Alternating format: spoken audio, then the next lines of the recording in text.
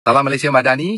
Di sini sempena sentuhan kasih KPKT. Okay, terlebih dahulu saya ucapkan ribuan terima kasih kepada rakyat yang concern tentang isu My Kiosk. Untuk makluman, My Kiosk adalah inisiatif KPKT untuk membantu menghalalkan peniaga tanpa lesen di tepi jalan serta untuk merancakkan ekonomi setempat, meningkatkan pendapatan keluarga khususnya ibu tunggal, B40 untuk bantu mereka. Kini kita telah berjaya sebenarnya peruntukan itu kita sediakan kepada semua 156 PBT di seluruh negara. Untuk mereka pohon, kita sediakan dan mereka akan cari tempat yang lokasi strategik.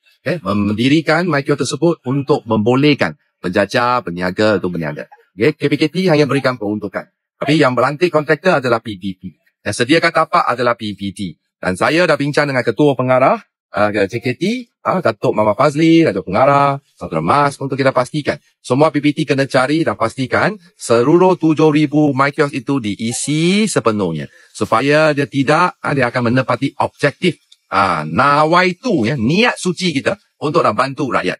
Saya suka nak kongsi sedikit cerita success story. Ada juga peniaga My Kiosk dapat 30,000 pendapatan satu bulan. Ada ibu tunggal dulu B40, sekarang dia dapat gaji 8,000 hasil dan berniaga di My Kiosk. Sebab itu usaha murni ini memerlukan kerjasama semua pihak. So saya dah minta Datuk KP, Ketua Pengarah, supaya semua PBT bertanggungjawab untuk pastikan My Kiosk itu diletak di tempat yang strategik, diisi sepenuhnya dan diberikan bantuan teknikal supaya dia punya solar panel, tenaga solar semua boleh diguna sepanjang masa.